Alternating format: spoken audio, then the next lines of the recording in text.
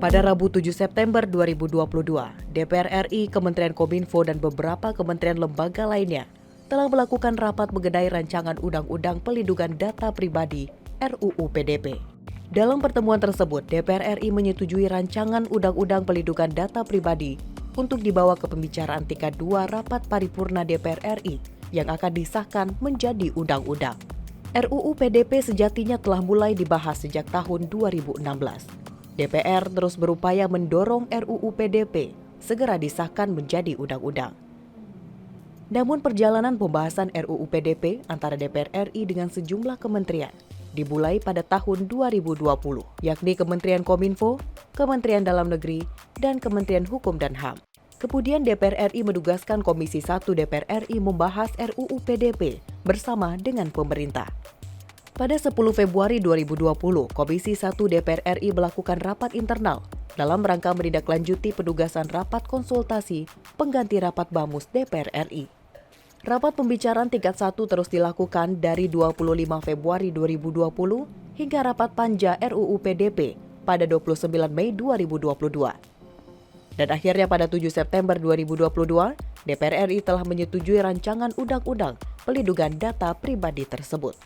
Dengan demikian, RUU PDP akan dibawa ke pembahasan tingkat 2 dalam rapat paripurna DPR RI untuk disahkan menjadi undang-undang. Kehadiran Undang-Undang Pelindungan Data Pribadi tentunya sangat ditunggu oleh masyarakat. Hal tersebut mengacu pada masifnya kegiatan masyarakat di ruang digital saat ini, terutama dalam mengatasi masalah kebocoran data pribadi yang sering terjadi. Naskah final RUU PDP terdiri dari 371 daftar inventarisasi mala, 16 bab dan 76 pasal. Jumlah pasal pada RUU PDP bertambah 4 pasal dari usulan awal pemerintah pada akhir tahun 2019, yakni sebesar 72 pasal. Akhir pemerintah terhadap RUU Perlindungan Data Pribadi. Jadi sebagaimana kita dengar semua tadi, 9 fraksi menyetujui, pemerintah juga menyetujui agar RUU Perlindungan Data Pribadi ini dibawa pada pembicaraan tingkat 2 dalam rapat paripurna DPR RI untuk disahkan menjadi undang-undang. Tapi biar afdol, saya minta sekali lagi jawaban baik dari fraksi maupun pemerintah. Kami minta persetujuan Bapak Ibu anggota Komisi 1 yang terhormat beserta pemerintah. Apakah RUU tentang pelindungan data pribadi dapat kita setujui untuk selanjutnya dibawa ke pembicaraan tingkat 2 rapat paripurna DPR untuk disahkan menjadi undang-undang?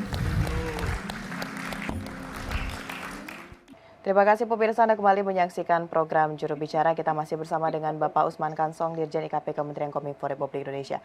Baik Pak Dirjen, untuk lebih jauhnya lagi, pada saat rapat bersama dengan DPR RI kemarin, apa saja poin pembahasan yang dimuat dalam pembahasan RUU PDP tersebut, Pak?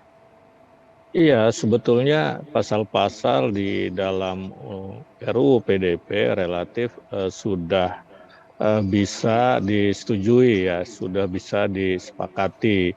Ya, cuma ada satu masalah yang menjadi bahan diskusi, yakni soal kelembagaan.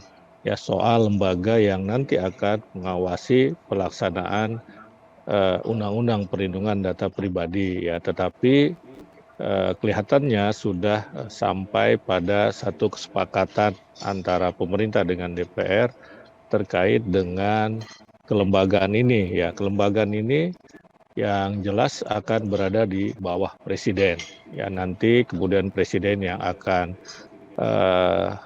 punya kewenangan, ya, untuk memutuskan, untuk menentukan apakah nanti lembaganya bersifat independen atau lembaganya ada di bawah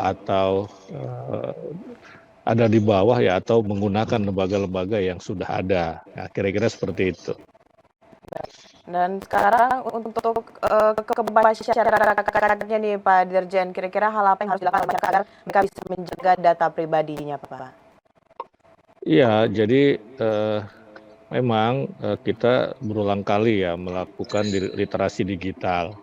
Ya, literasi digital agar masyarakat peduli untuk melindungi data pribadinya, tidak begitu saja, tidak gampang begitu ya memberikan data pribadinya kepada siapapun, kepada lembaga manapun, kepada institusi manapun, ya, sehingga ada hal yang sifatnya apa ya, preventif ya, pencegahan.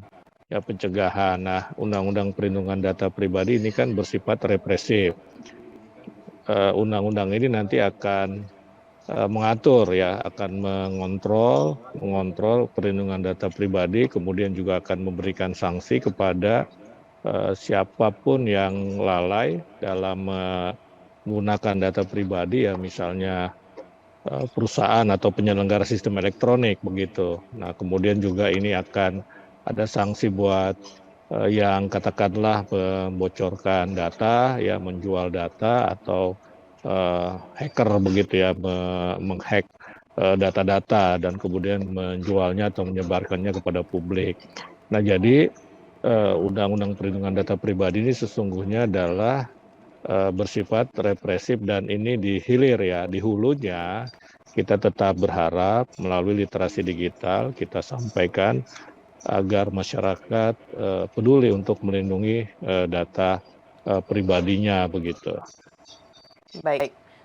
Setelah ini kita akan lanjutkan Pak Dirjen membahas mengenai menanti Undang-Undang Perlindungan Data Pribadi, namun kita akan jeda pariwara sejenak. Pemirsa tetap di Juru Bicara.